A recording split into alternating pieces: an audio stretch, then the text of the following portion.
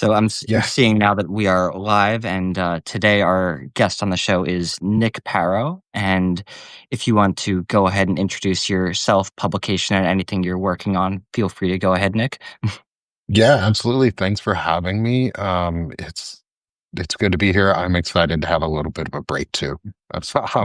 The yesterday and today have been a rough start. So I'm glad to be here. I'm Nick Paro. I am the author of the Sick of the Shit with Nick publication. I do political, social, and patriotic poetry. Um, and I'm a Army combat vet, a disabled veteran, the tech deconstructionist. Just lost my job about 2 months ago. So anyone Oh, who's willing to come support me, please do. I love paid subscribers. Um, but and I was a musician a long time ago, or wanted to be. And so I leaned on poetry when I lost my job, and instead of getting super depressed, oh, and yeah. being depressive, I wrote poetry, and hopefully I'm doing something constructive, to change myself. And now I've gotten really active over the last couple weeks. Not only with my publication, Sick of the Shit with Nick, I started the Banner and Backbone media publication with Frederick Pogue and Lawrence Winterman. And we do civic-based content, specifically starting with the Epstein saga and all the things going on. We launched a couple weeks ago now with a 24-hour live event that we did. Um, and we're working with folks like Ellie Leonard, Melissa Corrigan, and Shane Yerrick. I was very curious to ask you about some of the logistics around the 24-hour live, and I'm sure I'm not the first to do it, but I only managed to stop in for a couple intervals of that. But what were some of the constraints of going live for 24 hours straight?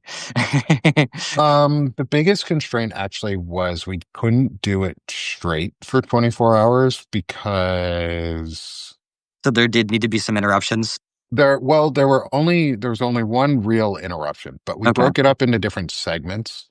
Um, and we did that because we couldn't, there's no way for Substack to let you hand off lead of a show.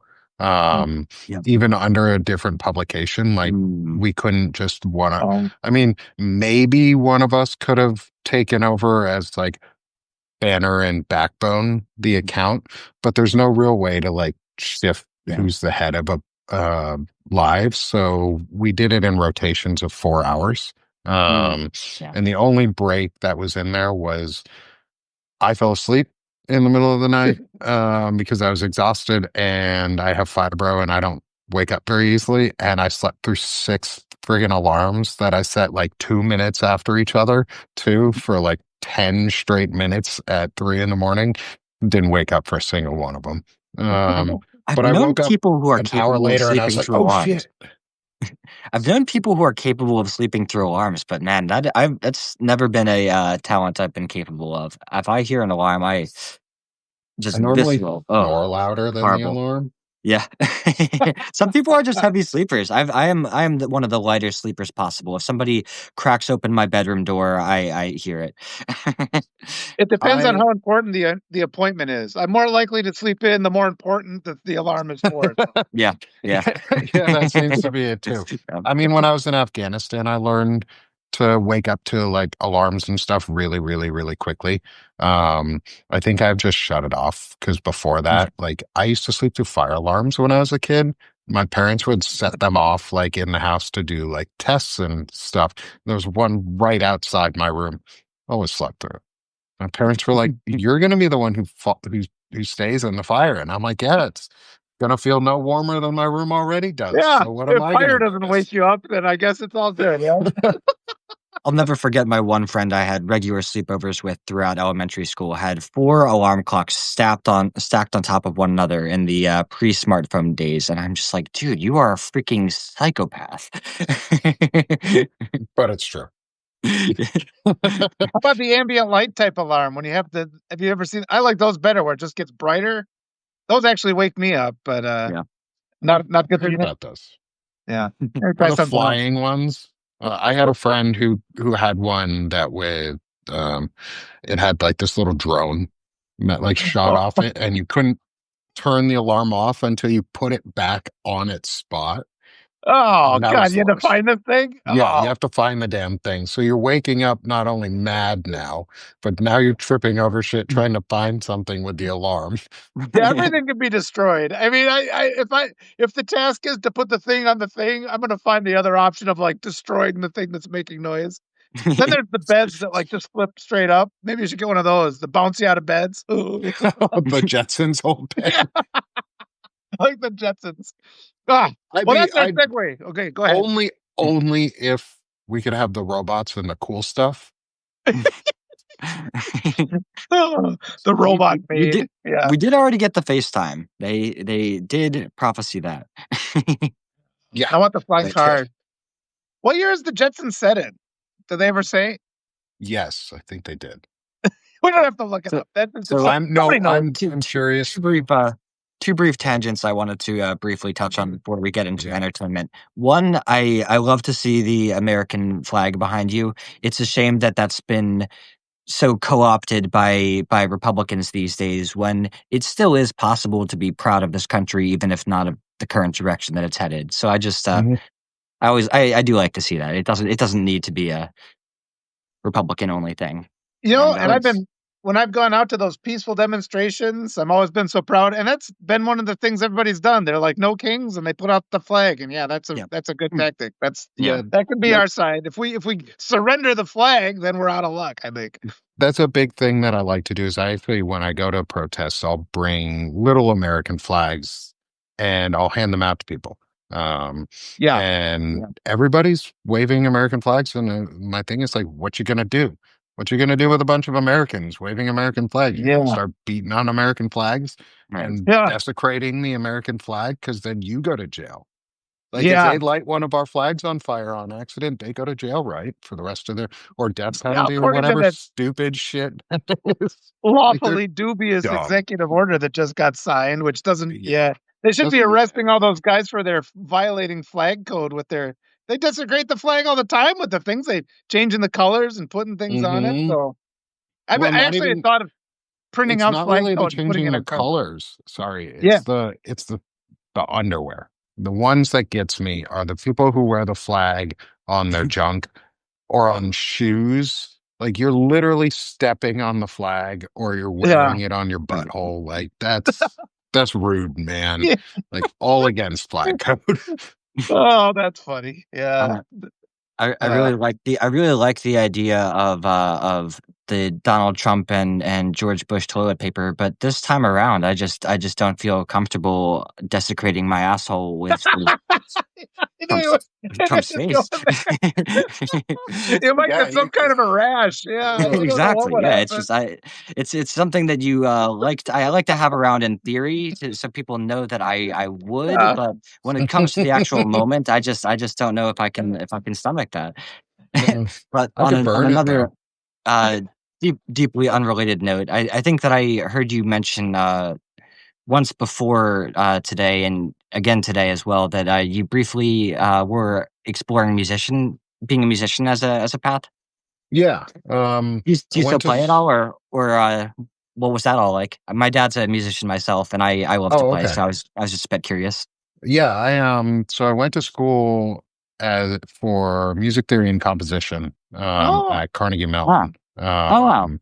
And so I did classical music theory. I wanted to go into sound engineering and like game and film um Mm, writing. Um oh, but I didn't, but I wanted to go to there was a program at Carnegie Mellon that I wanted to go to, but it was way out of budget and I couldn't mm, afford to go to it. And it was like 3D world building, oh, okay. and like collaborative design team building for like small business incubators almost. But it was heavily focused with like collaboration for the arts and mm, musicians um and so I wanted to go into film and game and like that sort of stuff. mm, I always loved it. It was a little weird, oddball in my family. Nobody else was really highly musical. Um, and then I sort of lost it for a long time. I have Very piano at cool. home. I play the saxophone. I have a baritone sax at home. I I play the bari have. sax as well. Do you? Ah, You look like a Ah, bari no way, sax no player. way. Oh, that's awesome. You Yeah, look like a bari sax player. I have a bari sax, a soprano sax, like two or three clarinets, um, a wooden like Aboriginal flute from Hmm. Hawaii. Um, I have a Navajo flute that I'm learning how to play from when I was in New Mexico. Um, yeah, and I'm a vocalist. awesome. My That was my primary instrument was voice. Oh, wow, that's I was awesome. like, I didn't realize you, played the saxophone too. My dad leads a band in the Philadelphia area, and his primary saxophones have always been the soprano and alto. And for me, I started on the alto, but as soon as I, first explored the baritone in 8th grade, it was just an immediate connection for me, and Hmm. that's the only one that I really still connect with to this day and try to make a regular point of playing. But it has made me sad sometimes accepting that it's probably not going to be the, professional path for me and that Hmm. writing has always been a talent that's come a bit more naturally. I, Yeah, I would, go ahead. no, for me, I think I figured music. I love music, but I think poetry, to be Mhm. honest, is really where I Yeah, found myself. yeah. And so I'm happy about that.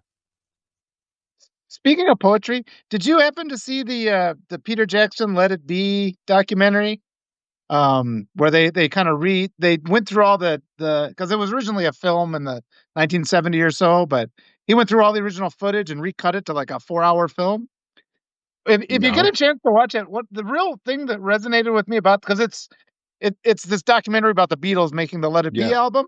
And the thing to me that was really just kind of blew my mind was that they would sit there and they would do the music for like Let It Be, and they're like, when I find myself, and it was like the melody dictated the words. And Yeah. as a writer, I'm just like that. I never thought that was even a possible thing, and I guess it's fairly common among people who compose music to do it what I think is backwards. So I thought that was pretty cool. I didn't That's learn until actually how fairly I. late in the game that they actually have a pretty limited music theory knowledge, and they were just approaching almost all of their music pretty just intuitively. Mhm. What were you gonna say next? Yeah. I was gonna say is like it's actually somewhat similar to how I approach it. It is a little backwards, is Yeah. like, but all the word like how I write my poetry is all on rhythm and how the words like mesh together. And sometimes I'll catch myself and I'll trip myself up when I'm like, oh, that doesn't match like what I'm doing and it doesn't fit right. And I'm like, the words are wrong now. Yeah, yeah. No, I do that too. Where I rhythm is so important, no matter what you're trying to write, whether it's deliberately a poem. And I just like kind of lately, I'm doing a lot more since I've been doing the voiceovers. Just throw a little bit more rhyme in there, and I think it just that captures readers a little bit more. As long as you're not like really, as Yeah. long as it really isn't disjointed. But sometimes if you just sneak a little bit of rhyme in there, it just helps the whole flow of the story a lot more. It's always Yeah. strange for me how much I love the rhythm of individual sentences and how much I still struggle when it comes to applying that same love to poetry. Because I really do think about that constantly, how words sound together and the little rhymes and alliterations in sentences. But then when it comes to just being free form and yeah, there really is a wall that I've struggled to get past there. And It's I like jazz. yeah, yeah. It's like freeform jazz. I kind of figured out some poetry is like it's like this long spoken word that some people really want to just like they get on a tangent and they just ramble forever. And you're like, man, this poem could have ended 30 minutes ago and we would have been fine. Sometimes though the rhythm kind of adds to the meaning, or the rhythm suggests the meaning. There's something Hmm. to that. Joe just put writer and songwriter musician here. The words and melody are at the same time. So, but I'm not prolific. So I think that's that's the thing. There's no one way to do it. But I just thought that was the real big takeaway from that Let It Be film. That was on Disney Plus.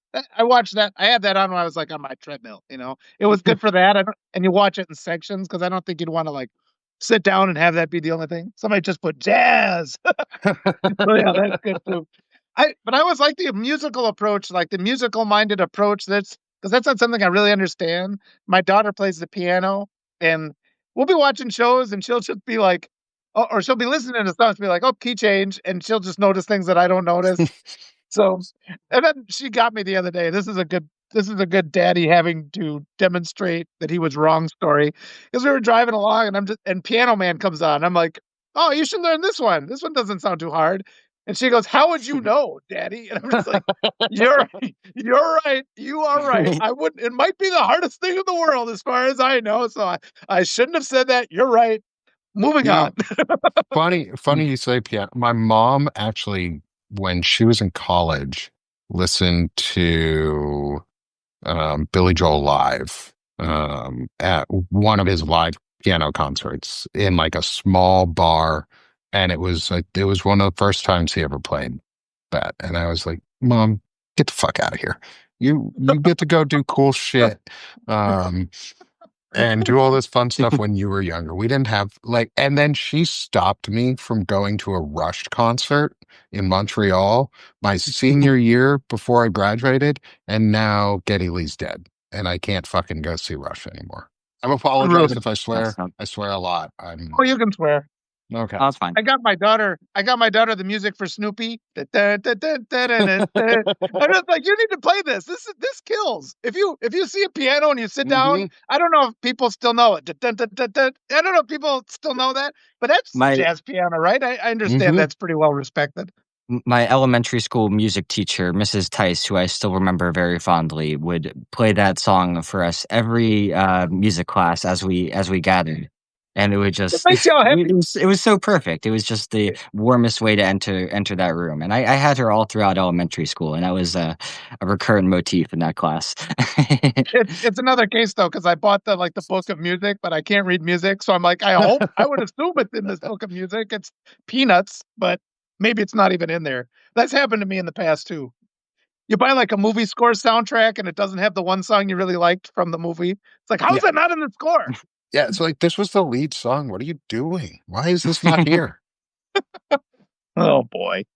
It's Yeah, also so like go. the credits of movies. I don't like when they do the alternate artists in the credits. Oh, yeah. Like Frozen, let's say, like the credits of the first Frozen movie, it wasn't the same woman singing um any of the music, so it didn't sound the same. I was like, this is why. Mm. Like you Yeah. have two perfectly good, like multiple perfectly good vocalists who were singing with you for you. And why'd you use a different version? Yeah. It's probably because it wasn't in the contract of the person who's the actor, and they're like, "Oops, well, I guess if we were to put this on the soundtrack, we'd have to pay that person more." That's what I assume is the case and things like that. No, I was like the musical approach from a musical standpoint. Like what came to mind right away was Amadeus. I know we haven't talked about that one. Mm. Have you guys both seen Amadeus? Been I've a seen long it time. twice. Once recently, and it's a terrific movie. It really makes you wonder about Mozart as a person. Like you just think of him as this brilliant musician, and don't ever think about the crazy character he actually was. But yeah, it's a really interesting movie. I really enjoyed that one a lot. I think that was actually required watching while we were in college. I think we Okay. watched it Yeah. at least once or twice. Because I mean, he's a crazy dude. Um, and his history is interesting because I mean, it shaped most of modern classical music. I mean, modern classical music, as dumb as that sounds. Um, but it really did shape most of the classical era of music and Baroque and brought forward music. But but he was like a nuts drunk Well, and a womanizer and I think that's kind of interesting though. It's sort of like the the the the geocentric model of the universe where it's like we want to think of ourselves, so they want to think of like creative brilliance as like this gift from God, but then the reality is that these creative people aren't like that, and they're kind of like, and so they want to impose. And I get that too. And yesterday when I was talking with Will about how to be more productive with writing, it's like it's not just sit in front of your computer and start to write because we can't dictate how inspiration comes. inspiration comes whenever it comes, and Hmm. when you become more productive as a creative person, you end up not fighting that. See, that's the thing. I think that's what holds people back, because they fight that. They want to be like, I have to go to my office and work, and it's like, no. The reality is, you wake up at 1 in the morning and go, aha, and then you start to write, and then you start to paint, or you do whatever it is. And then, so you can't hold regular hours. So Some that's important for us to break those kind of molds, I think. Yeah, something that I try to that I find is if I do try to write 7 days in a row, that a couple of those days kind of end up being unproductive by default anyway. So it's the Yeah. same effect as if I had just given myself the time off, because I don't know, I think your brain does kind of need those couple days off in order to rejuvenate and for things to feel fresh. And also, whenever I go away for a week or return from vacation, I feel as though there's this real resurgence of creative energy afterward Yes. too. When I did a book with Janet Morris, and she was editing it, and I was sending her like the rewrites, and I was pushing through. I was like, I would set the number of pages I needed to do. Like, got to get 10 pages done. But she'd get the rewrites, and she'd just signal, and she's like, you got tired right here, and you have to redo this. And she would like always notice it. It's like, oh, it was good, good, good. Oh, you're tired. She would just leave the note in the manuscript. I thought that was interesting that she could pick up on it. It's like, Hmm. but I that's what haven't been happens when there's work. writing long enough for that to be. I don't have anybody who looks over my work typically. I've had one person review my work once, and it was my wife. Um, and it was because I started writing about, I did the poems about Epstein, but I named them. She was like, everything's fine, except you have to rename it so that you don't get sued.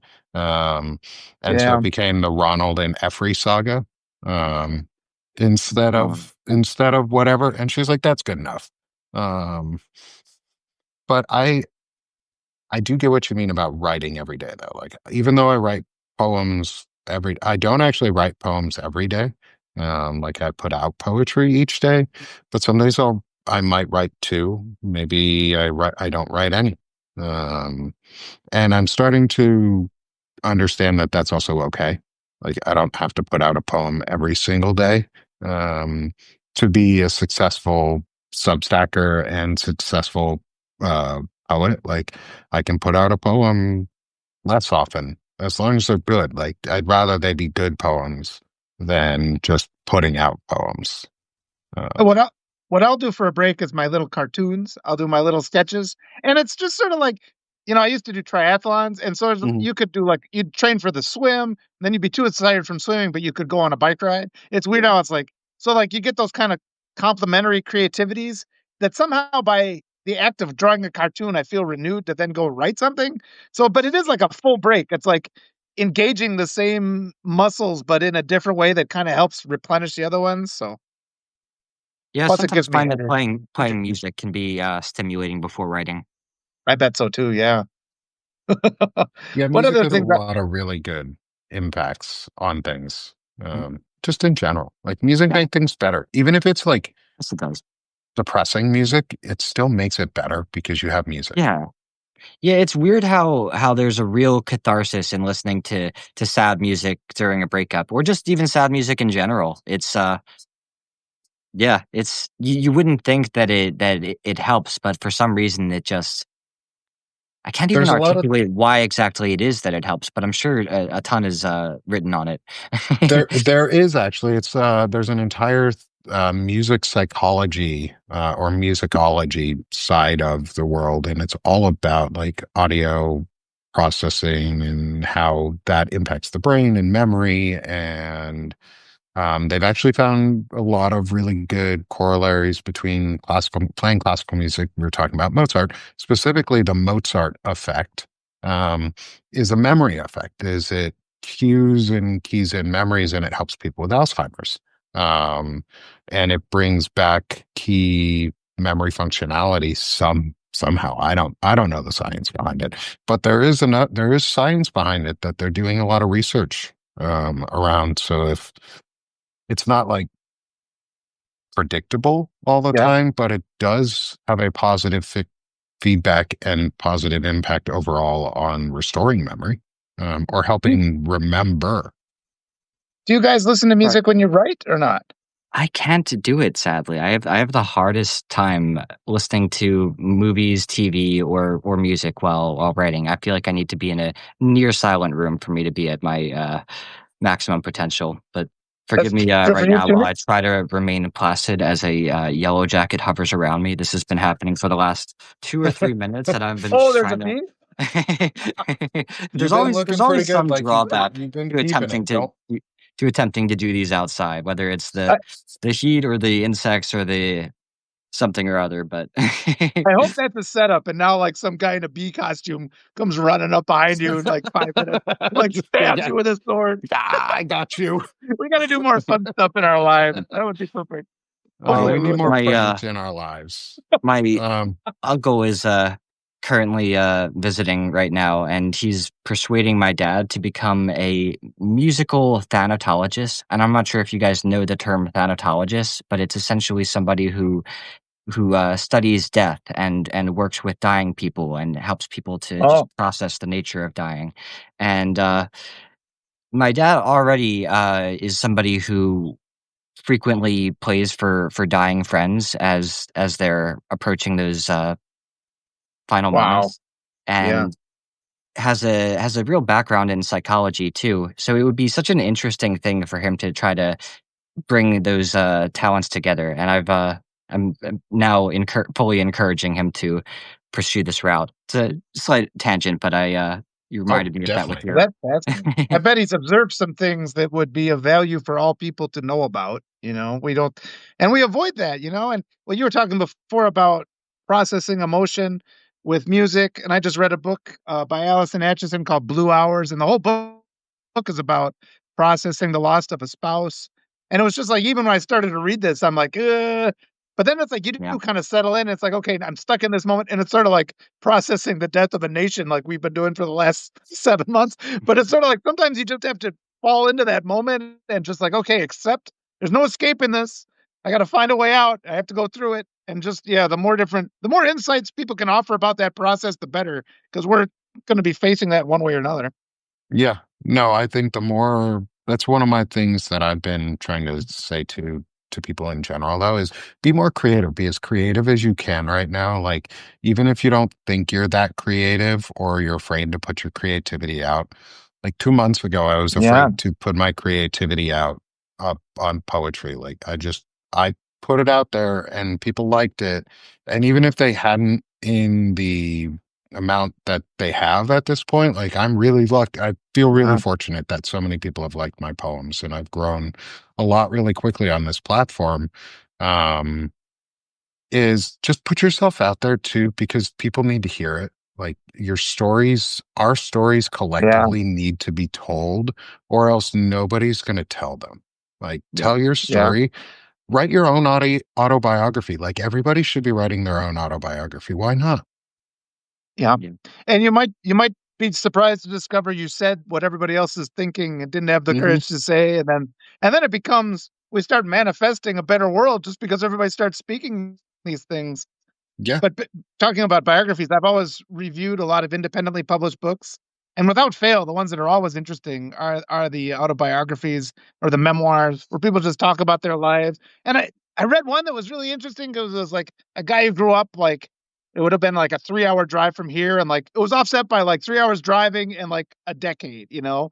And it was Hmm. just so weird how similar it was to my life, but there's little changes here and there. But things like that where it kinda gives you this context of where you fit into, space time. It's always kinda interesting. Talking to somebody like Bob Dana too, the nuclear physicist, that's like an alternate life because I have a my degree is in English with a minor in physics, and there was a time I kind of flirted with the idea of getting a master's in physics, Mm. and I could have maybe gone down that route. So it's interesting talking to him. It's like, this is the life I could have had, you know? And so it's interesting. It's like an alternate version of yourself you meet. I think that's cool. Yeah, one of my best friends went the physics route in life, and it is a very, very different road. I There was a long time growing up where I was very, very mathematically oriented, and that all changed around middle school, high school, and now I wonder how there was ever that part of me that could pull off a feat like long division. But I mean, music guys tend to be It's just that precise way of thinking and like the whole scales, the physics. I had a whole physics class called the science of musical sound. Yeah, I'm not really a musical person. When I listen, I can't have total silence because I have kids, so I listen to ocean waves. So I have this Mm. recording of the ocean, and it just goes away. So I was going to ask that too about if you're listening to Mozart, if it just disappears, because I go like I take my deep dive into my subconscious, then I have to get back to the surface when it's time to come back to life. Half the time I read what I wrote, don't even remember writing it. So it's just sort of like, just like get it. I'm like a conduit to the source, is the way I like to put it. I But like listening to folks like Claude Debussy. He's my okay, favorite composer. Um, he was an interesting person. He died fairly young. He had synesthesia, so he could Mm. hear sound and see. He had the actual physical manifestation effects of it, and you could hear it in his music. Um, because his most famous piece is La Mer, and literally about the ocean. And ah, it sounds like waves in the ocean because he heard he could feel the sounds and the movement and the way that he uses tonal walls as they were described in our music theory, like it's a tone wall, like it's this chord of notes that's almost the entire like scale, but it's purposeful in ways, and you hear all these like undertones, and I can get lost in things like that when I'm writing. But the problem is like I start writing in the style of somebody else when I listen to their music, I or think that's stuff, bad. and it like sort of like pushes my style towards somebody else's. I'm curious whether you guys experience synesthesia at all as a spectrum, because for me, I don't identify as somebody who fully has synesthesia, but I would say that there are many nouns that objectively are certain colors. Like days of the week are strong ones for me. For like Monday is a blue day, Wednesday a yellow day, and Friday a red day, and Thursday well, purple orange. But it's not something that's, like, very obtrusive for me in my thinking, and many objects and things don't really come with, associated colors, but there's, like, a sharpness or a softness to many words that I feel like is kind of useful thinking about in Mhm. colors, and it's kind of manifested in too, in the way that many nouns in romance languages are given genders. Because like, why would a chair have a gender, or why would a stereo have a gender, you know? Yeah. Yeah, no, That's an interesting thought. I see that. That's cool. I like the idea of that as a spectrum. I've never thought of it as a spectrum in that way. Um, but I would agree. Thought of Um, what? When you say it, Synesthesia. It's as sorry, I'm go waiting. ahead. No, No, well, synesthesia what? as a spectrum. Okay, I don't like the word. I'm picking up the meaning, but can you give the definition of the word synesthesia? I haven't heard the word before. It's it's a medical condition where you hear or process sound auditory. Your auditory processing is linked to your visual processing. So you see or hear colors. Okay. Um, Yeah. Colors elicit or sounds elicit certain Mhm. emotions or are tied directly to an emotion.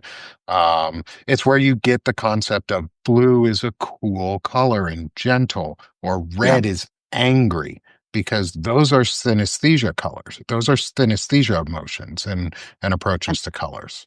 And now actually migrating over toward film, I'm thinking about it. If we didn't all experience synesthesia to a Yeah. certain degree, then why would the gradings of colors in movies have the effect that they do? You know? Mhm. Yeah. Yeah. Like I looking at I film was thinking of posters, why do you look at it that way? Because Yeah. color there's elicits the certain Yeah. emotion. Yeah. Yeah, there are cool colors and there are hot colors, and they are yeah. compared with certain emotions, and I think there is a universality to how a lot of those are received. There's the book Moonwalking with I think it's called Moonwalking with Einstein, and it's talking. And I vaguely remember something in there about a person who had a tremendous memory. I think it was related to this. So I was getting confused with all my concepts. But yeah, where it's like if you that's the book where they're talking about memory palaces. You've heard of those memory palaces where you think of something in order to remember like a list of groceries, you like Yeah. think of walking through your house and you set the groceries throughout your house. I when we read this book, I read this. I'm like, this will be useful for my kids. Like, as I flick this kind of thing on my kid all the time. I'm like, let's practice this. Let's practice making a memory palace because they give you an example in the book. And then, like my daughter, like the next day, she's like, "Oh, I tried a memory palace on this test. It worked really good." I'm like, "Okay, good. I'm glad you have more tactics." I So, really love the no, I way just that think, the and then there's the Hannibal aspect of when we're writing. Go ahead. I really love the way that the Hannibal TV show explored the concept of memory palaces. Not nearly enough people saw that show, but it is just a really, Oh, really worth checking out for anyone who ever enjoyed Anthony Hopkins' portrayal of that character, because I think Mads okay. Mikkelsen Is that blows the it out of one? the water. Matt Nicholson, I was going to say. But then I was going to get to the concept of it's black and white text, you know? And so it's like that is kind of a weird concept where you write the color green just to kind of in your imagination, then you have the color green. Which is kind of because there's books, and I remember I would always pick fantasy books. I know you had the D&D T-shirt on before, Nick, and that was always I see that and I'm just like, oh, I like, and even your figurines in the background. It's just like I just like the whole fantasy. That's my escapism, you know, going out into nature. But you could the next best thing is bringing the Lord of the Rings to class or something, you know. And it's like I'm gonna Yeah. take a walk in the woods, even though you're just reading this book that's in black and white text. So I think it is important though too when we're writing well, not particularly when I'm writing stories for my kids. Color is an important thing, but it is a funny idea when you think about it that it's all just stating the colors, and then the color erupts in their mind. Even when music then can also represent color. You're listening to Mhm. certain music, it has certain things. Specific Yeah, no, that's sounds fascinating. can have very specific colors associated with them, like specific notes on a piano or a specific combination of notes where they create an overtone, which is the tones literally the tones over for those who are not musicologists or those who did not study music and audio engineering. But I had the fortune of doing so, so I can explain it a little. Is overtones are when you stack tones on top of each other to create, and I'm doing this for a reason because they go over each other, and they are like when you listen to Mongolian throat singing, let's say, and you hear them do those like that really deep resonant sound, and then on top of it, you hear other pitches and other sounds. Those are called overtones. And so musical overtones provide a lot of color palette to yeah dissonance and Mm, they provide a lot of color palette to music. So if you listen to, like I said, La Mer is a really good example of it from Debussy. um Another one of his pieces, Prelude to an Afternoon with a Faun, is um Uh-huh. is another one. You feel like you're literally running through a forest. It's also one of the most famous flute solos in from French music, and from the early 19th century, turn of the 20th, like early 1900s was when Debussy was around. I studied with his teachers, or Ah, he taught someone. I studied with Nadia Boulanger. Her student was one of my professors for a little while, mm, for two oh, summers. And she worked with Debussy and taught with him. And I actually played on one of his pianos in mm, Paris. It was super freaking cool. what and what you're saying now too makes me think of Fantasia. You know, when mhm. we're and they kind of really play with it there, don't they? Where they boom, and then they like flash a color at you. And I think maybe that, I mean, however accurate it It's is, like but it gets blacks back and to physics too. greens. Yeah. Well, it gets back to physics too, because, you know, sound, it's the vibration. Light is also vibration. So then it makes me think of my conversations I've been having with Will Fullwood, how you need that we need to act in accordance with our inner vibration, or what resonates with us. So just thinking of these things, this is all disconnected, but it's just like I just kind of like how there's some apparent similarities here between all these ideas, and it kind of just brings me comfort to know, hey, maybe it's connected somehow. String theory. Now I Yeah. believe in string theory. That's it. Yep, we're done. We have figured it out. Everything's connected. String theory. Done. No Thank you. science needed, just music. That and like when I was a musician, I wrote with one of the cool things about you were talking about music and math. And because they do studies on it, is like early childhood education. If you guys if with children is get them into music early, even if they're not playing, listen to have them listen to music, but then have them start playing. That's why they started in like middle school now, is because it helps brain development and it helps Hmm. specifically with the maths and sciences because you're processing at a really high speed, both Yeah. frequency and time, and you're combining them in a very intellectual way that's very natural for humans to do because music is very human. Um, well, it's I also very read animal in general, but humans have trained ourselves to do it with multiple instruments in a way that other animals haven't. Um, and so I think it's just really cool what I al- music can do. I also read that the music theory language is processed in the brain in the same way as any other language would be. Mhm. Hmm. Yeah. Um, like I can speak music Yeah, better than it I is. can other languages because I learned it. Yeah, it follows so many of these same patterns, and really, when you think about all the rules and things that you can and can't do, it's hard for me to dissociate it from languages. Really, Mhm. Walter, Now, I'll send you a piece or two so you can listen. Um, the ocean composition, I really want to listen to because, like I said, I just listen to my ocean waves, but it disappears after a minute, and it's just to drown out the noise of the house, rather than me telling them, "Be quiet out here, be quiet." I'll just handle this myself. That's all. You always, if you handle the problems yourself, you're always happier. But I I'll was going to send ask you a you, I'll send you a okay. piano solo that I had recorded um Oh, a long time ago. It's called Water Jazz, thinking about music and sound and colors. Is I have two pieces actually, piano solos. One is Water Jazz. It's nice. like 12 and a half minutes long. It's it has a repeating melody in it that is the only melodic structure of the entire piece, but it's been changed.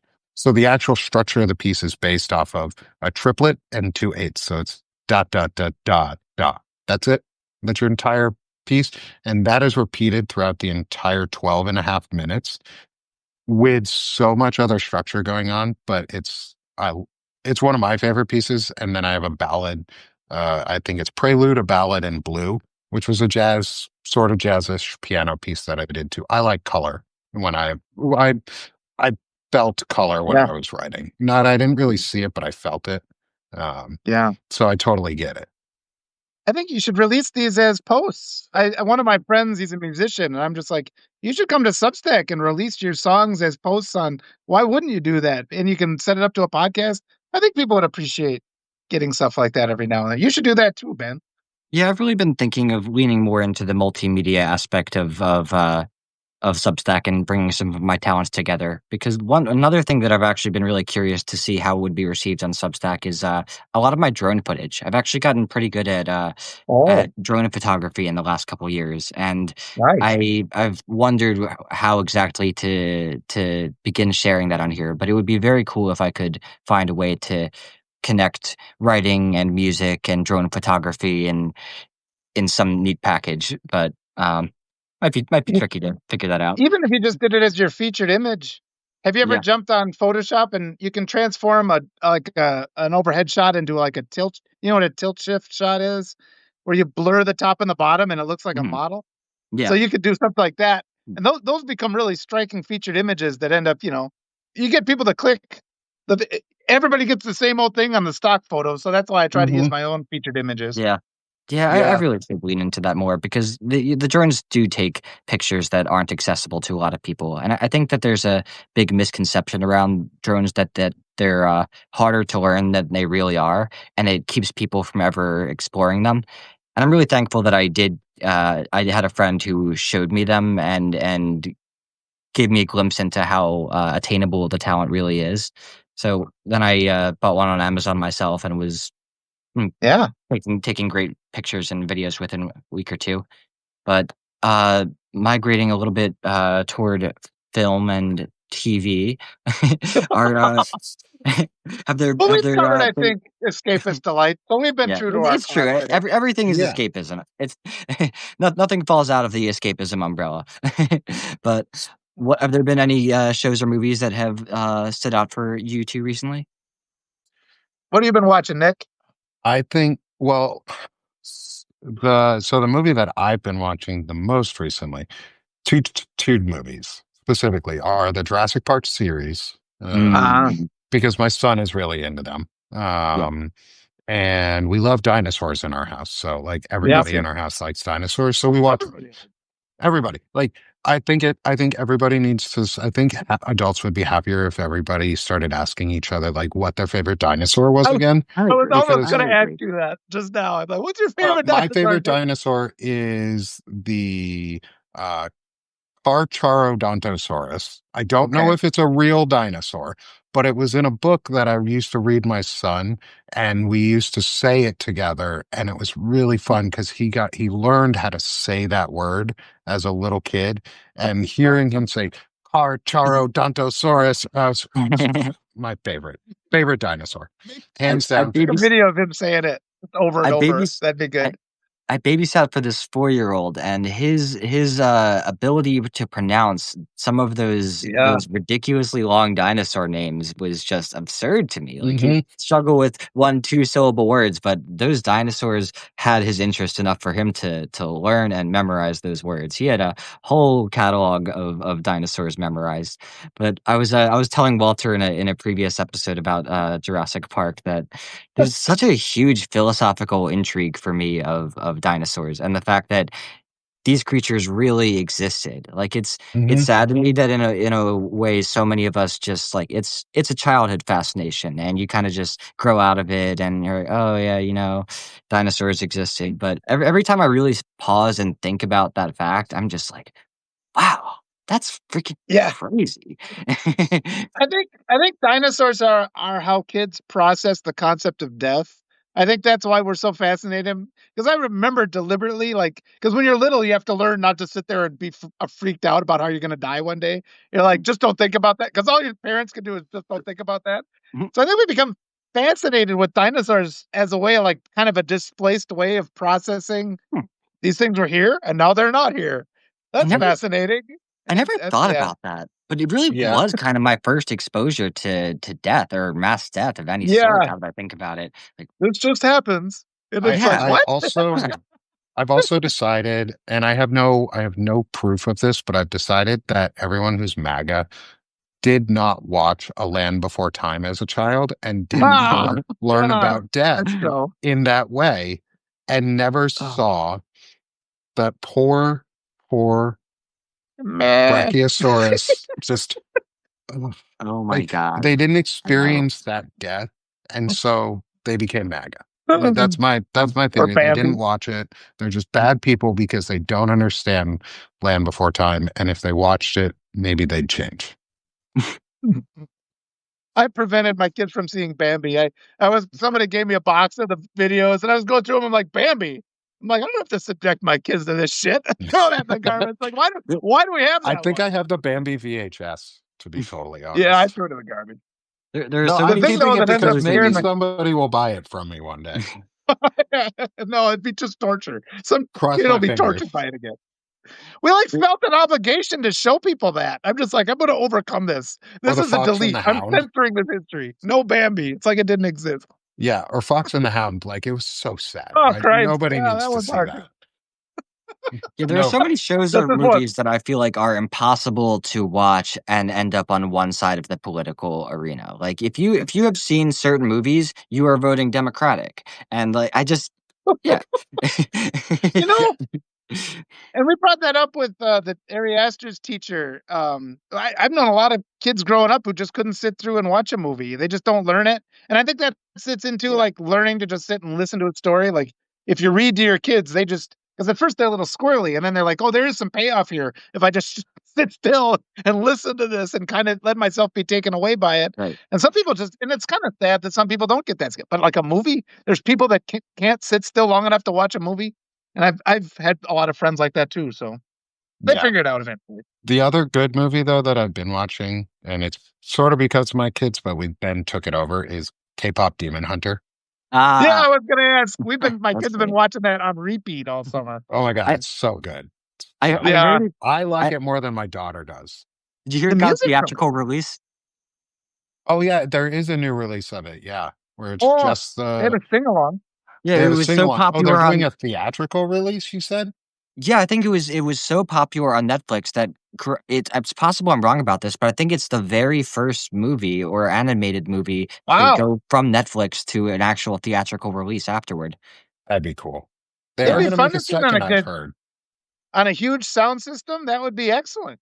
But yeah, it was neat how that's kind of outside of the system of animated films as we know them, and it's just like, see, there are like super talented people who can make Yeah. good things that are engaging. We just don't hire them for the big studios here. Yeah, and I thought it was really cool because they like it's not actually a K-pop band that they use for it, but K-pop is a really specific style, and you have to be really good at it to actually do it right. And they did such a good job. Like, Yeah. and I say that only because my wife spent time and lived in Korea for a couple years when she was in the army. She was stationed there, so she got to experience K-pop, and she still keeps up with Korean culture. Like she watches Korean soap operas in our house. So that's instead of normal soap operas, we watch Korean soap operas, which is if you think soap operas are ridiculous, listen to them in Korean because then you're like, what the hell? It's just even more ridiculous sounding now. Um, but the music is great Oh in yeah. K-pop Demon Hunter, Yeah. and they did such a great job. And they used an American actress too for one of them. Like she was half American, but apparently Okay. the movie didn't do really well, did terribly in Korea. Like, Interesting. because it doesn't have all that glitzy and like normal Korean like um pop to it. Like Mhm. Okay. it's very muted compared to Korean culture. Like Koreans are very Oh, it doesn't have that bubbliness. Um or like that uh I'm trying not to mix like into the Japanese side of it, but like Yeah, because I'm I trying to know think they of. hate each other so I'm much at trying to think of times. what exactly distinguishes Korean animation from anime, and I do kind of see them some of those customs as one and the same, and I don't really know where that delineation is. It would be interesting to get someone on who's more versed in that to talk about that because I do have a few friends who Yeah, actually really really do know that side of things much better than myself. I just like the anime because of oh, fun. that Yeah, it well, we kind of could do a reminds me deep a bit dive of the into role all the that old. that Avatar: The Last Airbender played for kids in exposing Hmm. Americans to an Americanized version of anime, and as a result, it was a lot of people's very first anime. And I think it was my first anime, and I think it when I did finally watch a few actual animes that it kind of helped me wet my feet beforehand. There's all these kind of cool like fantasy anime movies too from the 80s. You've probably seen them, Nick. I got to remember them all, but I just got because I would always just catch them on like bad television screens where it was all like washed out with snow because we had a coat hanger Like stuck in the television to see things. turning it on the roof. I remember Yeah, you're having to trying to be on the right. roof, Oh, I turn gotta that watch this awesome show. stupid It's like fucking antenna. anime fantasy with this quest with elves and stuff. And I'm just like, I gotta see this. I like those, like the old version of The Hobbit, or oh, I think I told you Hmm. once I had my kids. I'm like, we're gonna watch the 1978 animated version of The Lord of the Rings. And put it on. I made my kids start to watch it. They're like, Daddy. And then like, yeah, Gandalf is doing Please save me. motion. And I'm just like, I'm like, we got to memorize these hand motion Gandalf's doing, and then like go to a Comic Con or something, and then just start like doing the exact hand motions. These are the kind of pranks. These are the pranks I think of. And then somebody's like, wait a minute, you're doing Gandalf from the Ralph Bakshi Lord. Like, what are you talking about? Well, I No, don't know I what know. you mean. This is not him. Yeah, to get it It's that like the precise would be old really funny. Ewok TV shows where they were like the animated. Oh yeah, the Caravan of Courage. Yeah, Do you remember the Ewok movies? Like yeah. where they, Caravan of Courage, and what is the other one? The Ewok Adventure. That's what it's called. yeah, where they got stuck on the planet and the kids were like, oh my God, it's all of that is just, it makes Those me are feel on good. Disney. Yeah. My yeah. Well, we I don't pay we for we Disney anymore. we dug one of those off to watch with the girl. we dug one of them off to watch with the girls, and I was like, I couldn't help but just start making fun of it. My wife got really mad because she had all these positive memories. It's like we all went to the Caravan of Courage, and she's like, you need to be quiet. She got she another time she got mad at me. Have you ever seen where somebody takes the dancing scene from Dirty Dancing with Patrick Swayze? But they put in the music from the Muppets, so it's like that, and Patrick Swayze's going along like this, and she left the room when I put that on. The kids were laughing. She's like, "No, that's sacred. We're not watching that." So sometimes I get in We trouble. we were Goodness. trying so hard to find a movie to watch last night that all three of us could agree on. My dad, my uncle, and I, and we realized that the issue was a three body problem. Do you do you Yeah. know what a three body problem is in physics? we we're three. I don't know if I could actually describe it all that coherently, but it's where three objects in space circle each other in such a way that it makes life inhospitable, essentially. Or Oh. this is something They that got a Bob Dana show could on it describe too. far better than myself. Yeah, But you'd be better at it. but the point That was being that deep in the we cobwebs. I've heard about it. but the point being that the Venn diagram between the three of our interests was so impossibly small that we spent 2 hours browsing and ended up on an episode of OA, which even still one of us could not get behind. See, so we always so our guilty pleasure is Delicious in Dungeon. I would highly recommend anime. Delicious in What's Dungeon that? is a good one. hmm, It's literally about cooking, but it's D&D style, huh, and it's a Netflix Ah, one.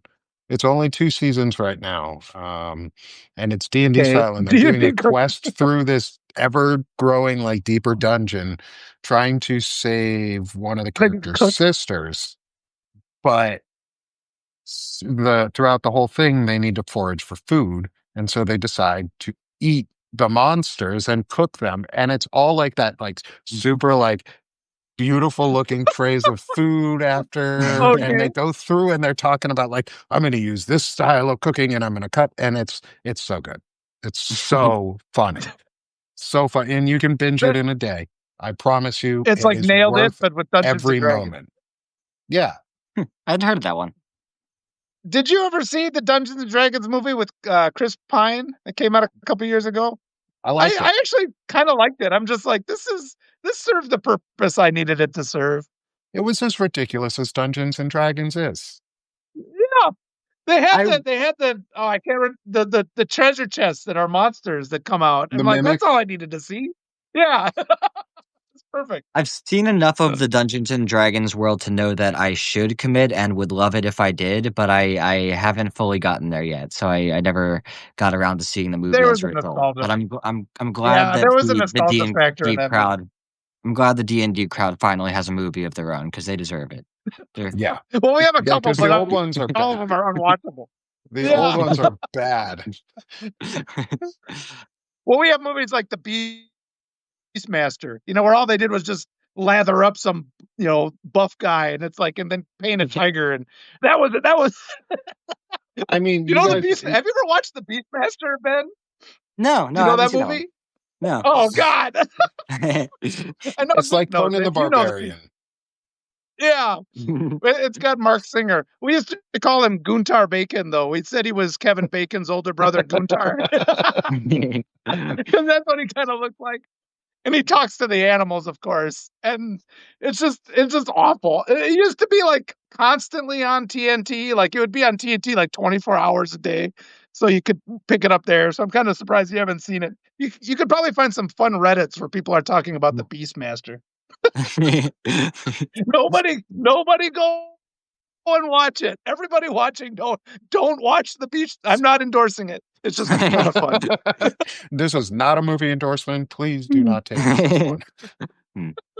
It's Read like about it. saying, It's funnier that way. eh, yeah, like don't bring your kids to the Alien movie and expect them to have fun. That's still a Oh movie I have man. to see. Is the newest Alien movie. Like I love those movies. That's a great saga. Oh, Yeah. Romulus, I think is the latest one. Hmm. Yeah, I haven't seen it either. That's on Hulu, I think, right? I think so, available. which I don't have access As long to as I don't have to anymore. pay. Yeah, the Alien movies are some of the few movies that I think have aged very well from that era. I'm not sure if you were aware of this already, but I'm a bit of a modernist as far as a lot of my entertainment taste goes. Pre 1980 can Ah, be a bit tricky for me. I'm not sure when the first Alien came out, but yeah, that is a movie whose special effects have aged pretty terrifically. 1979 actually, was the first Yeah. Alien movie. Okay. Yeah. Yeah. I got a kind of funny story about that. It's Cameron because before I started writing stories for my kids, I would just tell them stories. So one day I'm like, "Here's a love story," and then I told them Terminator, but as if it was a love story. And then like just because then like I wanted to like plant that seed. So then like a few years later, we'd watch the actual movie, and they think it Like, was a this is love story. They're like, "What the fuck is this, Daddy?" I like doing things like that. you told us this was a love story. There Well, is it is love in a love it. story. See, she dies at the see, she gives birth, the baby, He's got love, that right? Polaroid. It is She a takes love that story. Polaroid. Yeah, It it's kind of love. is. He goes, Just he travels through time to meet his love and save the world. yeah, it's I a love story just with a lot of violence in the middle. Yeah, well, just disregard the violence and then focus on the love story. I watched Apocalypse Now It's good advice for life, I think. I I watched Apocalypse Now for the first time a few months ago, and for some Oh, really? reason, something about that title just screamed satire or comedy to me, and that was, not the movie that I You're walked laughing. into. Oh boy. Oh, you thought it was Tropic Thunder, so you Yeah, got yeah. Apocalypse So Now. That's a there's, like, good just, like, a movie. levity to that title, I don't know, but yeah, no, it did not live up to that expectation. There was the Redux that came out, which was much better, I thought. I like that one. I got to see that in the theater in Peru years ago, but yeah, I like the Oh, extended version. It didn't leave a somebody terrific asked. impression on me. It was a good movie, but I think that it was one of those ones that, might have just predated me a bit too much to fully connect. It's a theater one. You have to really let it absorb Yeah, you to yeah. really work, I think. Yeah. Yeah, we had a question from one of my uh good subscribers, Sunny. She asked what our favorite sci-fi or fantasy that scared the shit out of us. Mm. Oh Um, god. Mine was Event Horizon. Um, Oh, and yeah, Sunny that one doesn't was know that hard. one, so I'm going to explain it super quick. They learn how to fold space, but in folding space, they go to hell and come back out. And when they come back out, they like pull their eyeballs out and they're speaking Latin for some reason because hell is in Latin. I still haven't figured that out, but they figured out how to go faster than like by folding space. And a ship called the Event Horizon went into Yeah. hell and back, and they're trying to figure, and it's floating around Europa area, and they're trying to figure out what happened. And it's scary as shit. I think saw that when I was all depressed about other things, and it just wasn't the right choice for me at the time. But the demonstration of the wormhole is really good in Event Horizon. Yeah, yeah, they did. I mean, the science didn't sound terrible. It was just where you went to. It sounded like you were going through Doom and back.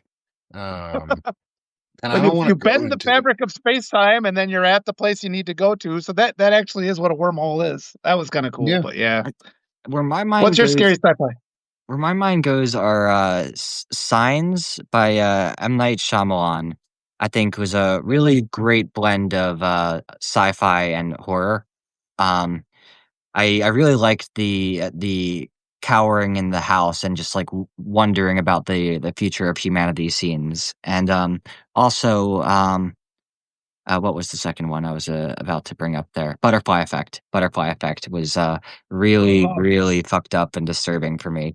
Oh, man. Yeah, that one's it's not even a terrific movie by a lot of standards, but, man, that one really kinda fucked with me. It's, like, more disturbing than it needs to be in a lot of parts. the movie that scared me most by far of all time was Poltergeist, and it was because it got released as a PG movie instead of as an R movie. And like Oh even to God. this day, I did like a review. I saw, I was like 7. I'm like, what the fuck? Like, we thought this was like a Steven Spielberg movie. And I had a big old tree. There's a scene where a tree eats a kid, and I had a tree outside my window. at where I live. Mhm. And like even today, like not too long ago, I for some reason I was searching, I was writing an article about how much poltergeist scared me, and so I searched the term, and like this picture of a clown came up, and I'm like, fuck. And there's like I totally Nope. forgot. I like blocked it from my head. This evil clown. I'm like, oh yeah, that was in there. Thanks, internet. It's giving me a heart attack again 50 years later. So Ruin my yeah, day again. I had to purge it from my memory once more. It turns out I'm better at that than I realize. Just because until those memories come back, you don't know how many of them you've pushed away. So scary thing to think about. Yeah. I forget if I brought it up on the show in the past, but Click with Adam Sandler was another Oh yeah. example of being absolutely hoodwinked by the ad campaign for a movie. They really just It's another portrayed bait that and switch. as a lighthearted Adam Sandler, just laugh at the girl with her tits Yeah. running by movie, It was like not.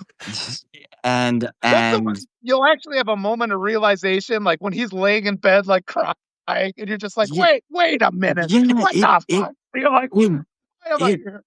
It 180s on you so hard. Like, the second half of that movie just turns into this existential nightmare, and, like, me and my friends were just, like, adolescents walking into that movie, like, 10, 11 years old, and just literally just expected the most lighthearted afternoon, and I remember we walked out of that theater, a rainy day, just, like, looking at each other in the car like, "Damn, did we just experience the f"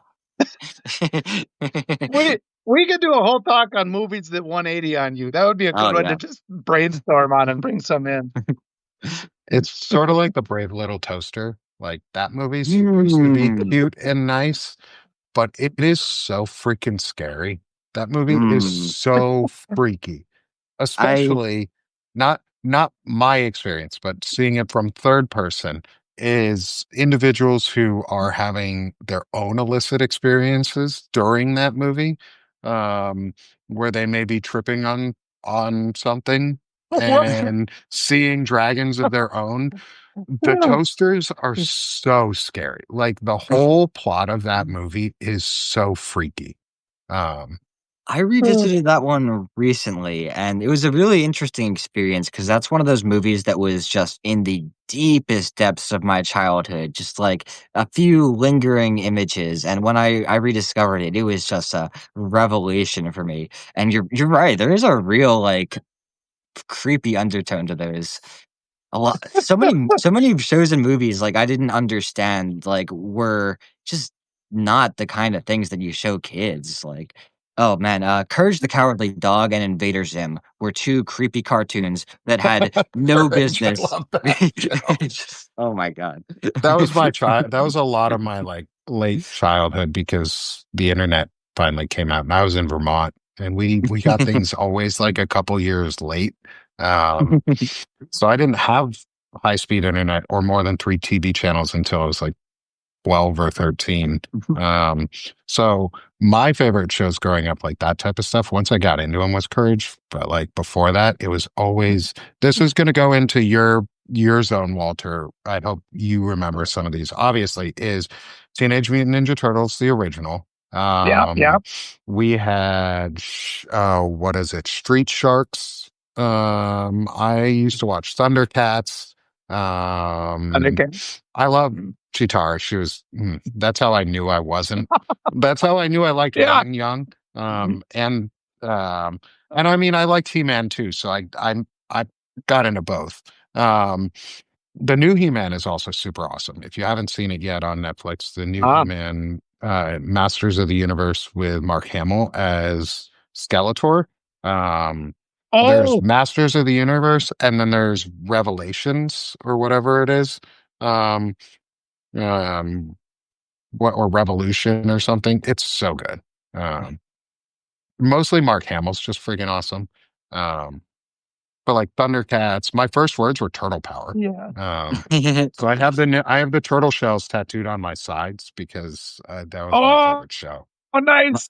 My mom is I like always eager to Thundar. tell the story of my first tantrum over SpongeBob SquarePants. They had no idea what this show was, but one day I just started screaming, "SpongeBob! SpongeBob!" because you'd been But watching it somehow. but I guess I discovered it on my own on Nickelodeon, but it was in the pre-on-demand days, so I definitely had to. They just left the TV on, and I watched Oh, it or something. yeah. But we're That's a when little parents bit, discover how little influence. but we're a We're a little little bit over. over an Yeah, hour now, and it's been a delightfully tangential conversation. We'd love to have you back it on is. sometime, Feels Nick. like the stress just flows out. Right? Yeah, Yeah. I'd love to come back sometime. This was a lot of fun getting Yeah, we'd love to to take have a you. break. Creating connections like this is fun, and we got to Yeah. remember to have some mental health and just talk about fun stuff. Agreed. Yeah. These Yeah, these absolutely. conversations are always a delight, and thank you so much, everybody, for joining. Thank Thanks. you. Thank you so much, Nick. Appreciate it. Yeah, thanks, Walter. Thanks, Ben. Bye, guys. Bye bye.